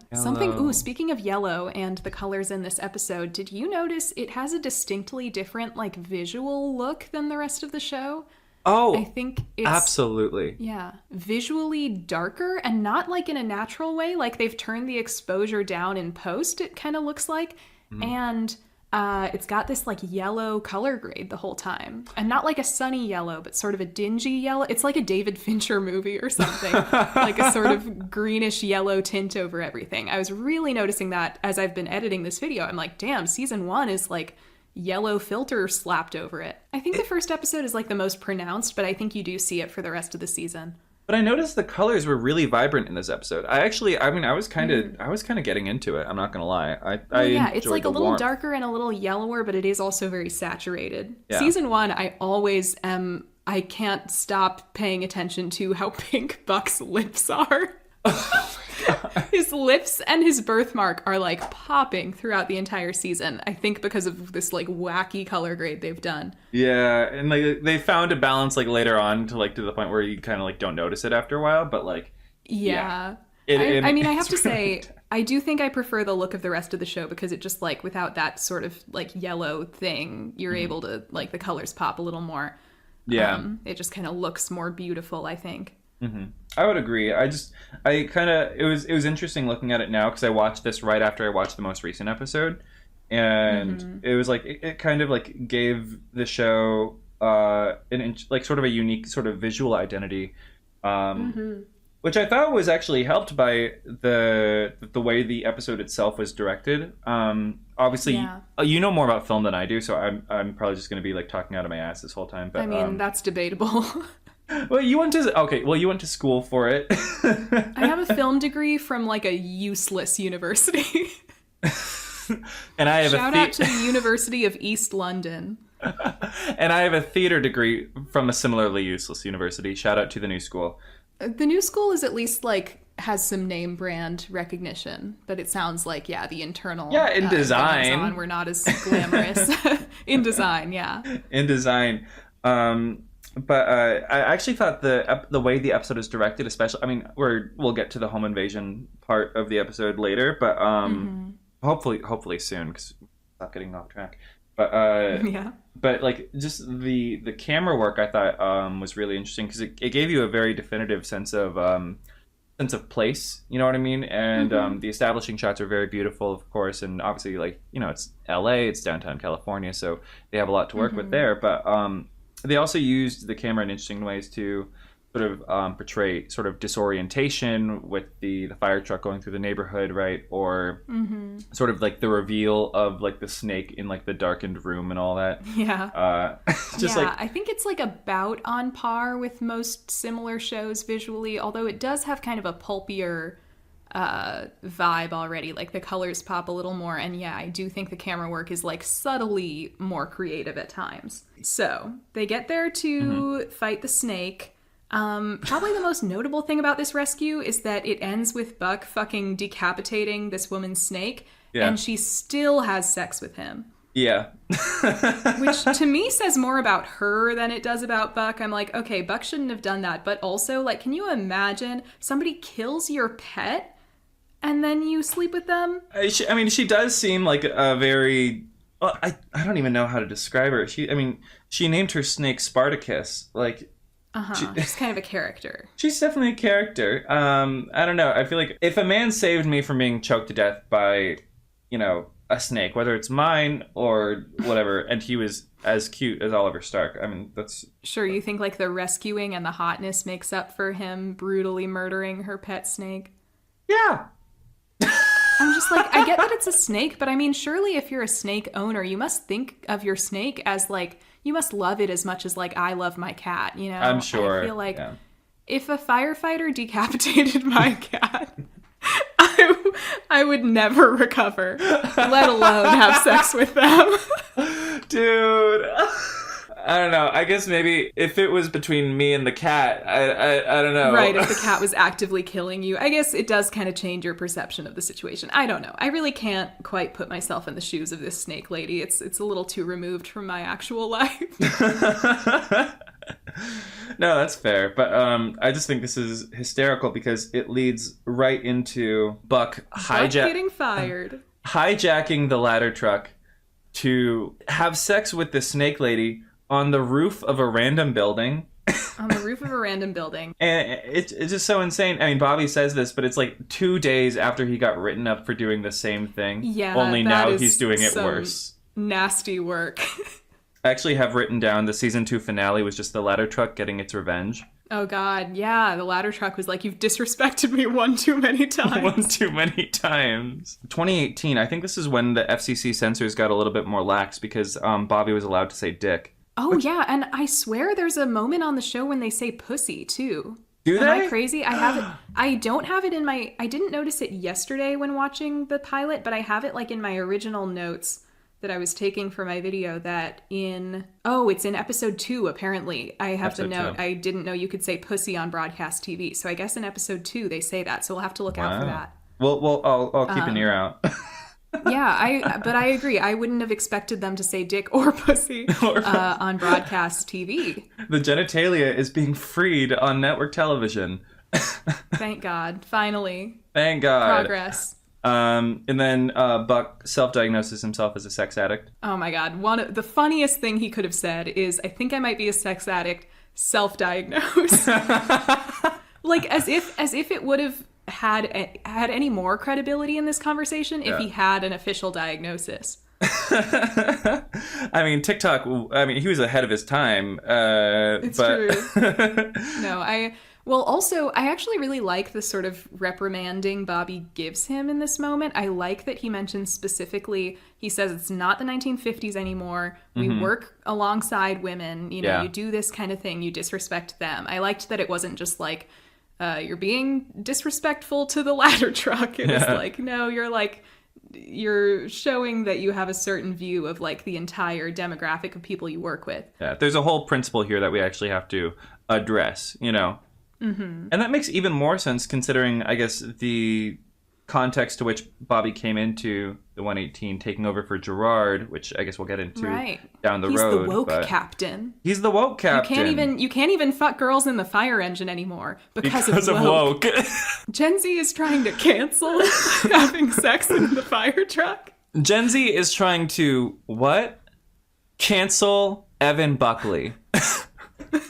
Now that will never happen. That will never happen. He's everybody's special little baby boy. He is. He's everyone's special little 26-year-old teenage boy. He's 26, but in a 14 years old kind of way. Yeah. I think in fairness, in part of it might just because he was also physically smaller in season 1, so it's kind of easier to infantilize him in that sense. It's a lot harder to do now. Yes, he looks his age now in a good way, in a fine way. Yeah. Isn't it funny to like have just watched the really recent episodes and then go back all the way to season 1 and everybody looks like a tiny little baby? Tiny little baby. Seriously. It's like not just Buck, but like Bobby, Hen, Chimney, they all look totally different. Seriously, you know? I mean, I guess both Connie and Angela were older than, I guess, the rest of the cast in age. But even then, I mean, like, Athena looks younger, too. Yeah, and she's obviously got the different hairstyle in this season. Yep. Mm-hmm. Versus, I mean, I guess Abby looks how she always looked on the show because she's only here for 1 season. But don't have to rub it in her face. No, I was devastated when I found out Connie wasn't coming back for season 2. I really was. Because I love her so much. She has such a like unique presence, like as Connie Britton. Like her voice is so iconic, I feel, which is why it's so great to make her a 911 dispatcher. I had to look it up. Apparently she's not from California, which was shocking to me because I feel like she has kind of like a Valley Girl voice. Where's she from? Doesn't she? She is from... She does. Boston. She's from Boston? She's from I Boston? mean, maybe she like grew up. Yeah, she grew up in Boston and Maryland. Or no, she moved to Virginia. So maybe what we're hearing is like sort of a Southern thing. I don't know. But she has that voice. I feel like she's like, "Sir, I can't hear you. Yeah. I'm having trouble hearing you."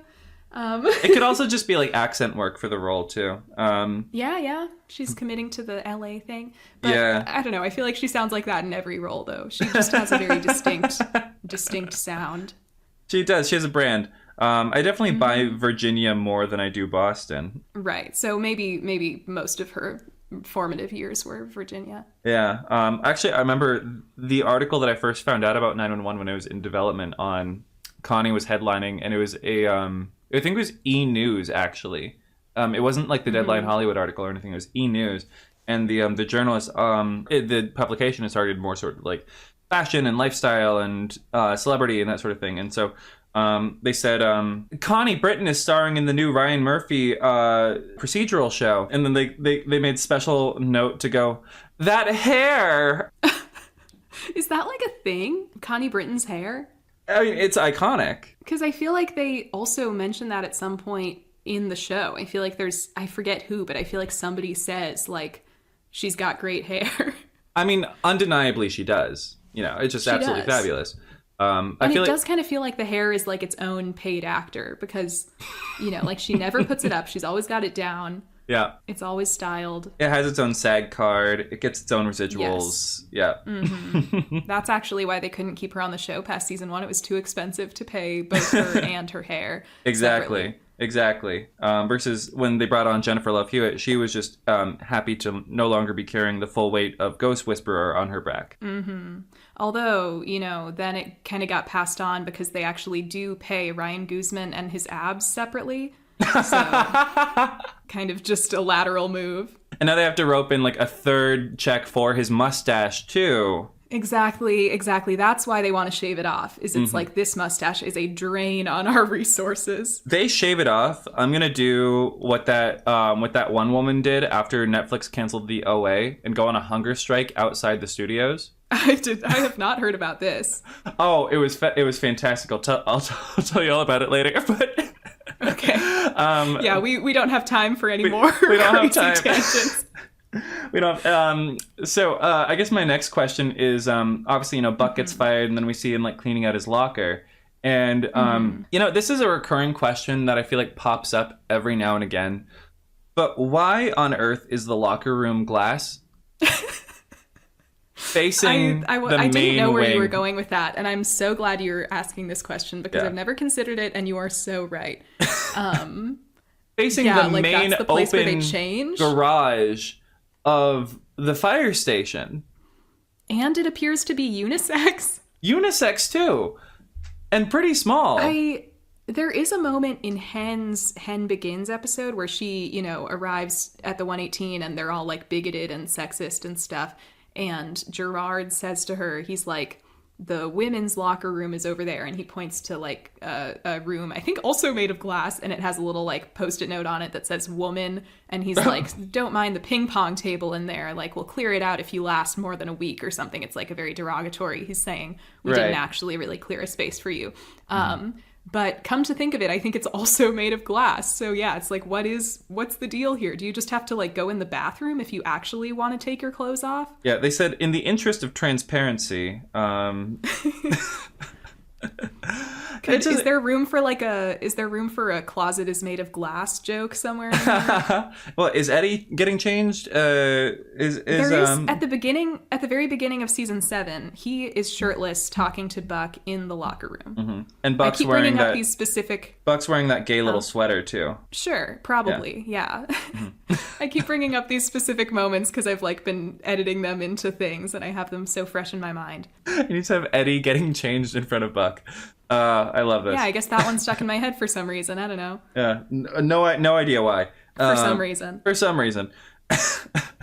And then while Buck is clearing out his locker, Hen comes in and says the iconic line, of course, when Bobby told us he was hiring you, I said he should have just got a Dalmatian. That is a great line. Mm-hmm. It's not the first time, or not the last time she compares him to a dog. Yeah, there's another episode, I think in the same season, where they're talking about like what they would do if they weren't firefighters. And she's like, you would be a golden retriever, Buck, which was a very like 2018 kind of joke to make. Very, yeah. It's like, oh, what a doggo. Like, right. But it's funny that she sees him that way. Well, 'cause, I mean, he does, in fairness, he does give dog energy. He gives dog brain for sure. Like, not a lot going on up there. I wanted to point this out because I wanted to have one last sidebar and talk about the difficulties we've had titling this podcast. Oh, yes. Obviously, we've thrown around a lot of names and ideas, and for a while nothing was really sticking. We kind of I have a list here of all of our what we'd consider our finalists. And the one that I suggested a couple, but the one that I emotionally loved the most. Oh, no, that's not true. The one that I loved the most was I Know Why the Caged Buck Sings. Obviously couldn't do that. Yes. But the one that I actually think this was the very first one that I came up with was I think so. Was 118 Dalmatians. Or 118 Dalmatians. Or 118 Dalmatians. I also loved this a lot, and I need you to know that it's near and dear to my heart. Okay. It's just that, yeah, as I've said, I think the concern is that I feel like people would hear that and assume that we were like a dog podcast. It just sounds a little too Dalmatian specific. A little canine themed for the first episode, especially. But just, I don't know that would lend itself to like a really long, successful podcast run. But I mean, then again, who knows? Like, what might have been? And maybe we should title this first episode 118 Dalmatians, since we have organically brought up a Dalmatian in Penn's dialogue. I would be down for that. I think it fits. I think this is definitely the best place it's gonna fit. In the show itself, so I think love it. I want to tell us some of our go through the other some of our other options here. Yeah, so we had a couple that we didn't really pan out that well. I mean, we had one that was like a pun about I Know What You Did Last Summer. Yeah, I wanted to do like an I Know What You Did Last Summer related 911 pun, and I guess I just never thought of any. I know what you dispatched last summer. I know what you... Oh, if you wanted to keep the syllables the same, I know what you dispatched summer. I know what you dispatched summer. That, right. Yeah, like, doesn't make any sense. It doesn't. Yeah, keeps the cadence correct. It certainly rolls off the tongue. I know what you did last season is, like, about TV in general, but is not related to 911 specifically. I know what you called last summer. It just doesn't really. Yeah. There isn't really a good, not really ready-made pun. A bit of a non-starter with that one. And but that at least had a bit more of a hook than my undeveloped contribution, which was something chimney themed. Yeah, well, it was a good start. There was a premise there. Yeah, I mean, the only thing I could think of was chimney sweep. I was just doing, like, chimney word association, which we can title an episode Chimney Sweep at some point, because it's, like, a cute little double entendre, because it's, like, chimney sweep, and, like, now people say something sweep when it's, like, gonna sweep all the awards. Exactly. Madam Web really sweep, other things. Yes. Yeah. So on a really chimney-centric episode, we could name it Chimney Sweep. Yeah. That's cute. I suggested I played a game called Firewatch, and I'm like, oh wait, that would be kind of a cool name for a podcast about this show. It is. My only concern with this one is that it would mess up our search engine optimization. Yeah, because people would try and look us up, and all they would find is results related to the video game. The video game. And we don't care about anything except clout and search engine optimization. Exactly. Obviously. Thank you. We need to start making money off of this, so. Exactly. And then we had a couple others in there. You suggested a couple. I had So, so before we arrived on First Respodcast, I had written First Podcaster, which is not good at all. It just conveys nothing. And, like, objectively, we're not. No, yeah, it's just a lie. Just a lie of a title. First Podcaster. We're also the first YouTuber. It is a really funny name for a podcast, though, like of some sort. You had thought of Buddies, a 911 podcast, which my only concern was that it was too shippy, because if anybody doesn't know, Buddy is the name of like the most popular gay ship on this show. That is not relevant yet because one half of this ship won't be introduced until season 2. But yeah, it's like, as much as we, full disclosure, like we are buddy shippers, very much so. I don't want it to be I don't want it to be like the focus. I don't want it to be like our primary point of view. No, you're allowed to say it. We're buddy shippers. In fact, we read buddy fanfic, and we're not ashamed. And quite frankly, I feel like I'm a more interesting person for shipping buddy. So, and that's your truth. So, I guess I just didn't want to. I didn't want to alienate anyone who is like maybe not engaged with shipping at all on this show, or anyone who maybe like ships other things if they are into shipping. Yeah. Because like, you know, we can all get along. We can all be friends. Buck Tommies, this is a safe space. Buck Taylor's ever just come on in. Come on. We're chilling. I am not a Tommy hater or a Taylor hater. Again, this is getting ahead of ourselves because these characters haven't been introduced yet. But I am very diplomatic about all of Buck and Eddie's love interests. Yeah. Because someone has to be. I exactly. At least one person on Earth has to be. Yeah, but Buddies is an adorable name for a 911 podcast hosted by 2 people, I have to say. So it's a shame. But yeah, it's a shame. We rejected that one. Yeah. I Know Why the Caged Buck Sings was kind of a joke submission on your part. And I do want to say I think it's funny. But honestly, the reason I turned it down is I was worried people would think that were like trivializing Maya Angelou's experiences, and especially like centering a white man in that felt like maybe a bad look. Maybe we don't want it.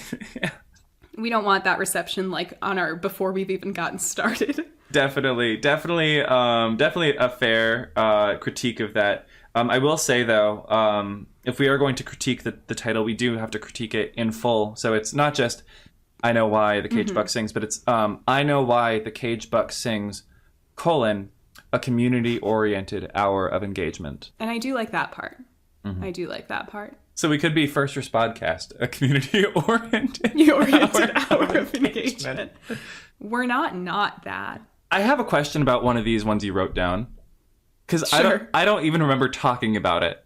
Oh, sirens? Yes. I thought sirens would be kind of cute because it's like a double meaning, and you made a joke about this when I brought it up to you, but it's a double meaning, like sirens like fire engine sirens, and sirens like we are 2 beautiful mermaids who speak the truth. Right. Mm-hmm. Wait, what joke did I make? Your joke was that you thought I was going to say a double meaning because it's like fire engine sirens and ambulance sirens, which would have been a much stupider thing to say. But no, sirens as in we are like beautiful, mystical ladies singing you down into the drink. Yeah, but as we've established by now, I'm a toxic man, so I don't think that's going to fly. You'll never be a siren. No. I'll never be a siren. Gender is a beautiful spectrum, and so is being a cryptid creature. Yes. Very much Anyway, so. Maybe we should get back to the episode. Right. We only have a little bit to go. Actually, we only have one last call, and then it's pretty much done. Yeah, so after Buck gets fired. Yeah, he gets axed, and then they go out on a call to somewhere under the freeway or something. Just like that snake got axed. Right, just like that baby almost got axed. So true. There's a lot of axing in this show in general. In the first episode, no less. So finally, we get to our last call of the episode, which is this home invasion. A little girl is home alone in a house that her family has just moved into when she hears burglars in the house. Question. And that kind of makes it...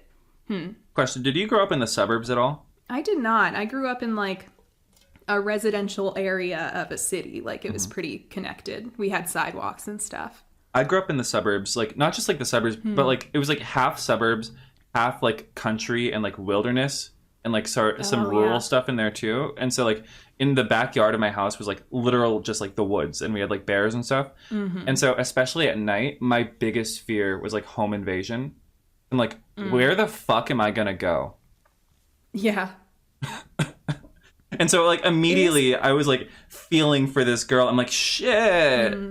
You know? There is something spookier about home invasion in the suburbs, which honestly, that's like 90% of the Lifetime movie network's like MO is just scaring people by showing home invasion in the suburbs. Yo, so wait, your next video? I watched every Lifetime home invasion movie. Well, I mean, you know, when I watched every Lifetime Wrong movie, that was like a big talking point of like, yeah, all of these movies rely on this like weird reactionary suburban fear of home invasion. So I guess it must be like a thing of that feeling scarier, even if it's probably true that you're probably less likely to experience a home invasion out in the country or the suburbs than in a city. Although, who knows? I don't actually know. I was very afraid of home invasion growing up in the city too, so...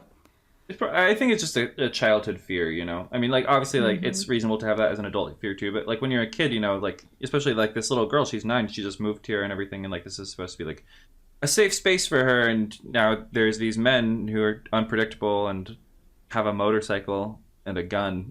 True. The motorcycle is scary. So anyway, part of the drama of her having just moved in is like she doesn't even know her address yet. Yeah. So Abby has to kind of use other clues and the dispatch system to track her down.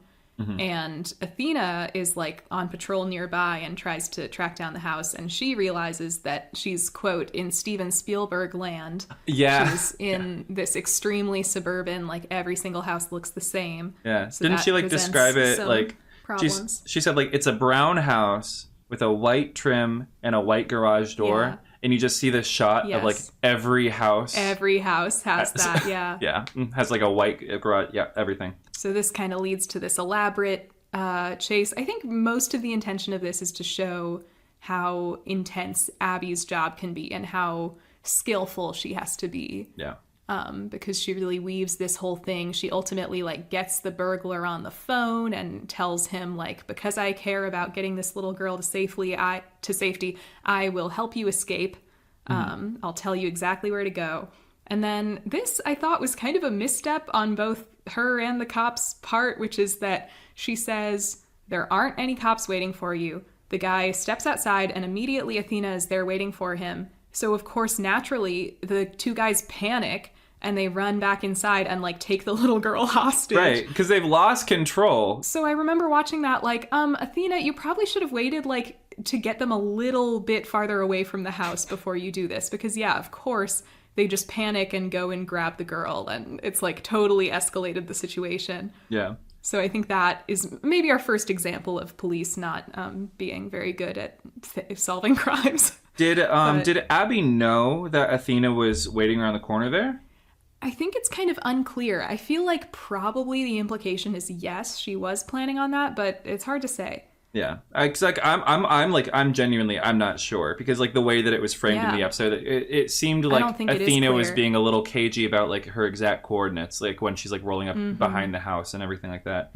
Right. So if we assume it was just Athena's mistake, then because purely police incompetence. This is interesting because this is how Buck gets back in the good graces of the 118. Is that yes, Athena, he pulls a classic Buck move. Yeah, Athena calls Hen while she's out on the job, and she kind of explains the situation. And Hen's like, "Okay, so here's what I got for you." And Buck rolls up, finally stealing the ladder truck for a good reason. Yeah, she's out on a call, so she has Buck bring a truck to the scene. Yeah, and it's interesting. They have him turn the sirens on instead of Athena, because like if they see the police car with the sirens on, they'll freak out and they'll panic and they'll. Right, but if they see a fire truck, they won't think they're threatened. And so like he rolls by, and they use like the proximity of the sound through the phone to isolate the house. Buck sees the bike outside, and then they find the house through that. It's really smart. It's like it was genuinely really gripping. I was like on the edge of my seat, and I knew how it turned out, but like I was genuinely on the edge of my seat the whole time. And finally, most climactically, literally, the guys, bring the girl out. They weirdly enough, they don't like keep her hostage. They just sort of throw her aside and run away, which like is good for the girl, but doesn't really feel like maybe what they would do. Anyway, they start running away. One of them gets on his motorcycle. They're like, how are we going to catch this guy? Buck Ex Machina comes out, sprays the guy right off of his motorcycle with a fire hose, which is a genius callback to Buck being called Fire Hose because of his dick. Yeah. Now he has a non-sexual reason to be called Fire Hose, although it's not like that nickname sticks in any way, which is probably for the best. Yeah, but emotionally, I'll always think of him as,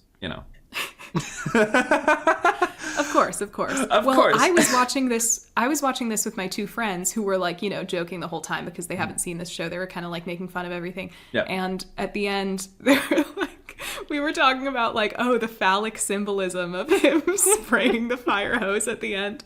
The like Freudian, what are the psychosexual implications of Buck saving the day by spraying his symbolic phallic symbol all over everything? I mean, it is a coming of age moment for him in a way, It's like, and it does get him back in Bobby's good graces, and Bobby is metaphorically father in this situation. So I guess maybe it is a sort of a masculine coming of age moment for him. I don't know. I would have to think a little harder about it. Yeah. There's something there. There's a thesis to right there. I don't know. Yeah, there's trying to think really fast. How could I turn this into a psychoanalysis thing? Buck has castration anxiety of his fire hose being taken away from him in the form of him being terminated from his job. Yes. Wow. Boom. Damn, you are Freudian. Okay. That is the one thing I learned about in film school.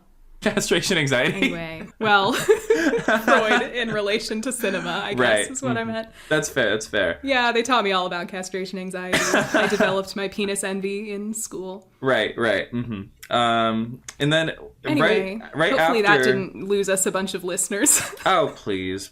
I mean, we know why people watch this show. We were talking about Buck. We were talking about Buck. Everybody's always saying weird stuff about Buck. But if that doesn't lose us listeners, this part might, because then after that, we get the first hint of a little Buck Abby romance where they have a very charged moment over the phone, and he calls her the true hero of the day. I think it's a very nice moment. I like the way she responds. She doesn't, because she's so humble. She just says, I appreciate you saying that. Yeah. In a very normal, mature way. Yeah, I agree.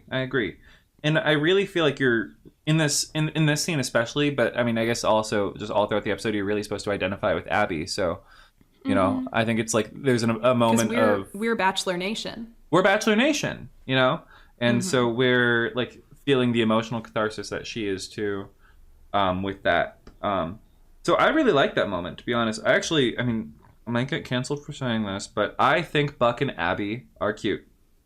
IDK. No, yeah, I think that's totally valid. I think people just hate Abby because people hate when a woman is dating one of the guys who's involved in their favorite gay ship. Yep. Or when a woman is dating a guy that they like. Yep. So probably the compounding of both of those is like people hate Abby. And I think there's not really any valid reason to hate Abby. Like, you're allowed to feel how you feel about the characters, but I don't think she's really genuinely bad in any way. I feel the same way. And I was watching this video essay. Who was it by? I want to shout them out so bad. It was so interesting. The conversation turned to sort of 50 Shades of Grey and like Colleen Hoover and sort of like literature made for women, and especially women of maybe an older demographic, right? And the speaker, who I believe was a woman, said something really interesting, which is, we spend a lot of time in like socially talking about like how much, society hates teenage girls, right? But like something that's a little less discussed, but still very, very prevalent, is how much society hates older women. Yes. Oh my God. They're like the ultimate abject thing in culture. Yeah. Like it's either rendered invisible or like disgusting, basically. And I feel like Which is you why get that. I love to watch The Golden Bachelorette on ABC. Yes! But, like, I feel like you get that with Abby in, like, the discourse surrounding her character. And it's honestly a shame because I feel like, as far as, like, sort of, like, you know, drama goes, and as far as, like, I guess characterization and all that stuff, like, what makes a character, like, rich on sort of, like, on, like, a dramatic level, I actually think she's fabulously written. Yeah. I mean, even the way this show opens, as we've already discussed, having her, I said, like, it seems like the point is to frame it as, like, an older woman's experience and, like, to appeal to that demographic almost.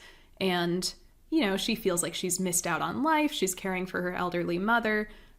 She has all these things that I think would resonate maybe with other women her age. And in that sense, it's sad that, you know, seemingly the show was trying to kind of showcase this perspective, and the way a lot of viewers have taken it is, ew. You know, I hate that bitch. Oh, no, not yuck. Not So- like, oh, that's, So oh, yeah. I'm not accusing, I don't want to also alienate fans by spending this whole episode like, ew, the fans have such bad opinions. It's like, this is a subsection of fans, not everybody. We can say a vocal minority. But, like, I think toxicity exists within all fandoms, but ultimately you're allowed to feel however you want about any characters, and it's fine. Yeah, it's pretty unavoidable. But I think everybody should be aware of, like, there are patterns that it's easy to fall into with just sort of, the way we're socialized to look at women of any age, but especially these demographics. Yeah. And then after that moment, you know, we sort of get, like, a little, I guess, almost like an outro with Abby sort of returning to her voiceover, and you see this shot of Athena in the patrol car talking with Michael on the phone. Yeah, she's like making some very tentative amends with her family. Of course, Buck gets his job back. He says he was a punk. Yes, he does. I was a punk. But I'm a punk who gets it, or whatever the fuck God, he says. yeah, a punk who cares, or whatever he says. I'm a punk who... he's a bad boy with a heart, you know? Exactly. And that's what you're supposed to get from this episode, and it's what we got. Yeah. And honestly, like, it feels like the episode itself feels, like, emotionally complete in kind of a remarkable way, where it seems like all of the characters have kind of come full circle on their sort of mini episode arcs, and it feels good. It feels tight, but it also feels like really action packed, and it kind of leaves you wondering, like, I guess where else could they go from here, because they already had like 4 kind of crazy calls, but then you watch the rest of the show and it's like, oh, they were just getting warmed up. Yeah, it's a very skillful pilot in a lot of ways. I mean, not to bring it back to the bane of our existence, Dr. Odyssey, but I think that is such an example of, like, a complete failure of a TV pilot. Yeah. And I don't think 911 is, like, the best pilot of all time, but compared to that, it's so clear. Like, really, all you have to do in a TV pilot is, like, establish your premise, establish your characters, and yeah, in some ways it should be a complete narrative in itself. But also leave the door open for more. And I feel like, especially in network TV, like, I'm not saying all TV has to be like this, but generally on shows like this, you want a really snappy pilot, right? Like, it needs a lot of hooks and a lot of things that will grab you. I think Buck's introduction in this episode is an example. It's like one of its snappiest moments, you know? Really good hook there. You get, like, every character has a hook of, like, an emotional thing that's going on with them that we want to know more about. And you get such a clear picture of who everybody on the show is versus something like Dr. Odyssey. None of the characters are clear and well-defined. Yeah. Everything is, like, weird and confusing. All of the creative choices are bizarre, including but not limited to a long dance sequence set to the song Despacito. Yeah. Just like no hook, no twist in any part of its premise. It's just like what you see is what you get. Just a very bland, unfortunate pilot. I was live tweeting while I was watching, and I was texting you too. I was live tweeting, and like I said, like I was like feeling something bubbling under the surface. Like maybe there's like some Illuminati shit going on. Maybe there's like some sort of like Blue Velvet secret society going on. And there wasn't. Just something. There wasn't. Yeah, no, there's never any kind of like twist in the story. It's just like, and I don't need it to be like some huge dramatic dark secret, but I feel like you need sort of that moment of revelation of like, oh, everything wasn't what it seemed. Yeah. But no, in the first episode of Dr. Odyssey, just everything is as it seems. But for some reason, You're like, it feels will the hot guy like... like the hot girl? Yes. Will the hot girl like the hot guy? Yes. And because of that, it feels like it shouldn't be. You know what I mean? I guess the reason why I felt like a secret society thing coming on was because, I mean, it felt like I was watching like mannequins. You know, it felt like these people... like it was too perfect. Yeah, it was too perfect. It was just these like really ridiculously hot people, including Pacey from Dawson's Creek. You know, it takes a lot to make me dislike him. Yeah. He's such a great actor and guy, and it just, you know, he is hot. And I was just repulsed by him the whole episode. I agree. And we're not even mentioning the utmost cardinal sin of that episode, which is that they advertised Court Overstreet and then didn't even give me Court Overstreet. Ryan I had to was very excited to see Court Overstreet, and Court Overstreet did not appear in the first episode. The only reason I watched it. I wanted to support Court. He did show up in the second episode, which we both unfortunately also watched, but at least you finally got your Cord. I got my Cord, and I watched it on Hulu, so I was able to fast forward through all the scenes without him. Amazing. So I actually felt like it was a pretty good episode overall because of that. Yeah, that's what you need. Mm-hmm. I guess that's like more necessary context, like in getting to know us, is that we're both Gleeks of to some degree. I'm kind of a reformed Gleek. Mm-hmm. I was very deep into it as like a 12, 13-year-old, and now, almost because I was so intensely obsessed at that time, I've had trouble like picking it back up. But you are like right in it right now still, right? So a lot of people had a brat summer, right? I had a Glee summer. You had a glummer. I had a glummer. And I was actually pretty glum for a lot of it, and so Glee was kind of the bright spot of my summer, unfortunately. It goes along with that, yeah.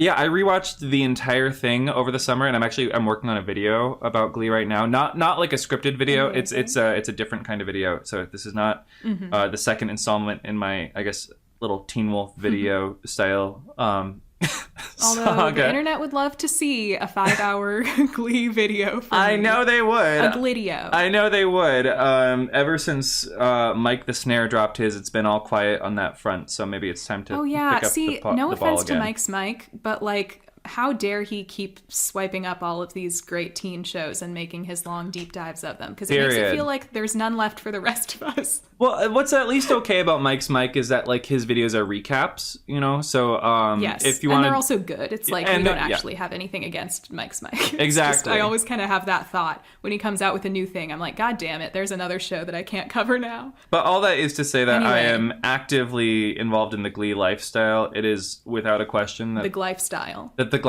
It is without a question that the Gleecast version, or just the Gleecast, will be my top artist on Spotify this year. Of course. There are still some that I revisit. I really like some of those season 1 like group covers are really important to me, like the ones they do at sectionals and regionals. Because they go to regionals in season 1, right? Yeah. Mm-hmm. And I love their cover of My Life Would Suck Without You. Yeah. Oh, that's so good. That's one I revisit from time to time. The one I've been listening to most recently actually has been Hello Goodbye, the Beatles song. Oh, sure. They do that in season 1 in the episode that introduces Jonathan Groff. And in the Hello episode, yeah. The Hello episode. And it was only a matter of time before we talked about Glee on this podcast. I know, but I'm hoping our audience I like how we keep saying our audience when we have no guarantee that a single soul will listen to this. I'm sure we'll get one listen. There's got to be at least one. We have some crossover appeal. Yeah. But yeah, I feel like if you're listening to a 911 podcast, there's a chance that you already like Glee. No offense to any of you. I mean, it's Ryan Murphy, Brad Falchuk. So exactly. I think... I mean, even if you don't like Glee and you like 911, I feel like you kind of ought to. You live in a glass house. You kind of owe it to yourself at that point to kind of get involved. And honestly, if you don't like Glee and you're watching this podcast, I would go so far as to say that like I can't speak for Jane, but like I don't want you. you know. No, right? You know, we can't be turning people away. I choose to alienate you from this space. Take care of yourself. And I am a peacemaker, okay? I'm here to join hands and join hearts. Like the ending of Us. Sorry. Yeah. Sorry. I thought this was a community-oriented hour of engagement. Right. If it's community-oriented, I think we need to accept Gleeks and non-Gleeks alike. Fine. And on that note, if that's maybe what it takes, time to start wrapping this up. I think it is, honestly. You know, we reached the end of the episode. You know, Abby does her outro. She sits down. They do a 911, what's your emergency? Buck's reinstated. Athena makes plans with her family. Episode ends. Mm-hmm. You know? Episode ends. That was a long tangent. Wow. We went on several of those. If you can call it that. If you can call it that. I think this episode definitely leaves you kind of excited to see the rest of the season. Yeah. Which we are planning to cover, so... Yes, we are.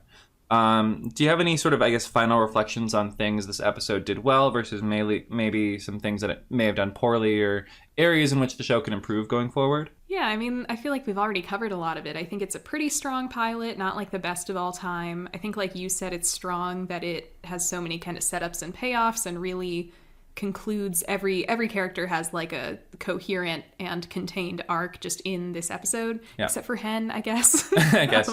But even her moments are funny, you know. Yes, and tell us some things about her, and obviously those will be expanded as the show goes on. Yeah, I think it definitely establishes its style well. I think in general, it's not that it's any worse than the rest of the show, but as a lot of people have kind of pointed out over time, it is a different vibe than later seasons of the show for a few reasons. So it'll be interesting moving forward to see how it evolves.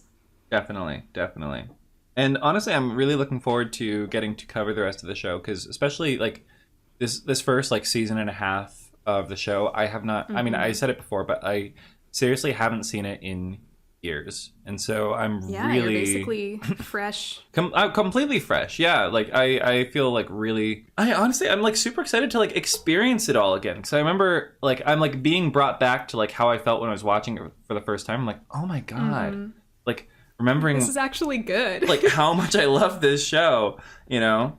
And I kind of feel the same way about like where the show is going right now. I know you expressed a bit of tentativeness earlier about like, you know, you kind of like are approaching it with caution based on especially season 7. That went. Yeah, I think I am enjoying season 8, but I sometimes feel like watching it live, like the excitement of watching it live is such an emotional factor for me that I might have to honestly like wait until I rewatch it to really get a sense of like, do I think this is good or bad? What are my real thoughts on this? Mm-hmm. Yeah, that's fair. I will say, for my part, I am absolutely loving season 8 so far. I think it's awesome. Yeah, no, it is. I think they are doing a lot of fun things. They're embracing the camp, which I always like. But yes, we won't get too ahead of ourselves. Yeah. Anyways, more on B NATO down the road. Far down the road. Yeah. But, you know, looking to the future of this podcast, you know, join us next week from whenever we finally end up releasing this. Right. For our coverage of the next episode. We're planning to record weekly. Yes. So hopefully we'll be regular about that. We'll set the precedent with the day that we release this episode on. Like, that'll be our release day for new episodes. And we're planning on covering the whole show from top to bottom. So yes, I am excited for you to see season 2 episode 1 with fresh eyes, because that is quite an episode. Can't wait. But yes, if you enjoyed this, I guess, and want to see more from us, we both have YouTube channels. I'm just my name, Jane Mulcahy, and I think you're also just your name. Right? Yeah, I'm just my name. I'm Ryan Kearns. Spelled how it sounds. On YouTube. Just kidding. Same. I could. Yeah, we'll spell our names in the description of this episode or what have you. And you can also follow us on social media. On Twitter, I am at Dan, Dirty, spelled out. And on Instagram, I am at Prime Minister of Sadness. Oh, I don't even have your Instagram. We'll exchange. But now I'm going to follow it. And you can find me. I'm modeling behavior for the audience. Love. Yeah, you can find me on Twitter. I think I'm at Jane_Mulcahy, which is pretty straightforward. Love. And my Instagram, you don't have to follow me on Instagram because I never post on Instagram, but it's JXNECM, which is like, I don't know why that's my Instagram That's handle. so... Maybe I'll... no, that's so TRXYE of you. That's so, like, Blue Neighborhood era. Would you believe me if I told you that that's what it was inspired by? not because I wasn't even into that album. I never even listened to it. But I was making an Instagram in the 8th grade, and my friends were, like, making it for me. This is how most of my social media got created. Right. This is how my Facebook got created. My friends would be like, you don't have a Facebook yet? Let's make you one. So... they were like, you don't have an Instagram yet? Let's make you one. And one of my friends, I was like, what do I make my username? And one of my friends was like, you should do, like, you know, the Troye Sivan album is, like, really popular. Oh, my God. you should, like, you know, you can, like, put an X in the vowel in your name. And I was like, okay. So that is literally what started that. I'm probably going to cut this whole thing out. No, I mean, honestly, leave it in. Like, they deserve to know what kind of trash we are. We are both children of Glee and children of the vlogger era. We are sirens of Tumblr. Sirens of Tumblr. Which one is the fire truck? I'm not going to stop trying to make sirens happen. Jane, I just want to know which one's the fire truck and which one's the ambulance of us. Ooh, that's such a good question. What do you think you would be? I think, okay, I have a case for it. I think I'm specifically a ladder truck because I am a pretty tall guy. I think I told you I'm like 6'3".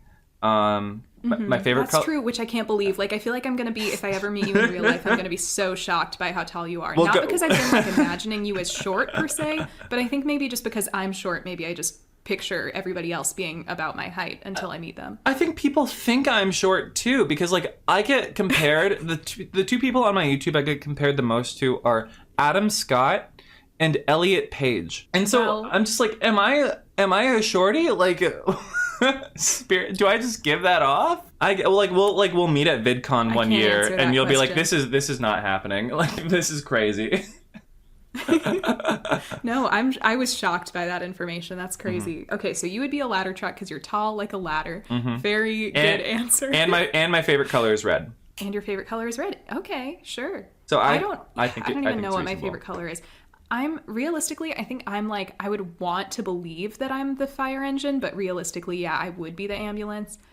It's sort of like when you like watch Sex and the City and you're like, I would totally be a Samantha. Oh my God. And really you're Carrie or like Charlotte or something. Oh, absolutely. I think that's why self-awareness is so important because I'm such a Carrie. Exactly. Realistically, I think I'm a Miranda because she's like the most lesbian coded one of the group. And she's the one who's always like, why are we talking about men all the time? We're intelligent young women. And like, that's the kind of bullshit I would say. Is she the one that's played by Cynthia Nixon? Yes. Yeah. So that's kind of why she projects that energy. Right. Partly. Yeah, I feel like I would want to believe I'm like the cool fire engine, but I'd probably be like the more humble ambulance, which is like it just doesn't get as much. It's still a very cool vehicle. It just doesn't get quite as much like flashy cred as the Chad fire engine. I don't know, dude. I mean, you have more subscribers than I do, so. Well, it's like the ambulance maybe saves more lives than the fire truck. That is true. It's just because they serve different purposes. Oh, this isn't really a well thought out metaphor. No, it's breaking down a bit, but honestly, like emotionally, I think it makes sense. Yeah, and I think also I'm a little too soft to be a firefighter. That's fair. Like, sometimes I like to kid myself, especially when you get really into 911. Do you ever have those thoughts? Like, maybe I should just give up YouTube and go become a firefighter. Literally, yes. But then I'm like, wait a minute, Jane, you can't drive and you don't work out. You are literally and you're like too nervous to like talk on the phone to people. Like, you are not gonna go into burning buildings. That is not me. I mean, that's real. I think my reason for not doing it is I would not be able to handle it physically, and also like emotionally, I would just get so like I would get so exhausted of like having to deal with other people's problems all day. It's the same reason I couldn't be a therapist. I'm like, another one of you? Jesus, I just put out the last one. Yeah, or like a doctor. I've always thought about that. Like, I feel like it would just be very, very taxing. Yeah, it's like in a way that making YouTube videos is arguably not. Definitely, I definitely think it's fair to say that being a YouTuber is less stressful than being a firefighter. I think it's arguable. No. Who are the real heroes? We're the real heroes. We are the backbones of society. And quite frankly, we should have a day of our own. Exactly. And we should be considered first responders. Why isn't there a show about us? About YouTubers. I think, didn't Zach Braff make a show that's just like about him trying to start a podcast? Oh, God. I don't think it was very well received. I can't imagine it was. Yeah. That feels like a very Zach Braff thing to do, to think you're interesting enough to make a show about you trying to make a podcast. I mean, yeah. Sorry, not to slander Zach Braff on our inaugural episode. No, I think he has good things and bad things. Yeah. And I think Scrubs qualifies as both. Yeah, I never got to like the really bad seasons, so I consider Scrubs a pretty net good. That's fair. That's reasonable. I regrettably I did. So I guess it's just tainted in my mind. It's kind of like How I Met Your Mother. It's like I love the early seasons, but I just can't really look at it the same now. Yeah, it sucks when a show has like a very clear, steep decline. I think this is on that note. It's probably a good place to wrap up. So we will see you next week when we'll cover episode 2, Let Go. Finally, an episode that has a title. Right. So on that note, you better let go tight, Spider Monkey. Good one. That works. That definitely works. Bye. Bye.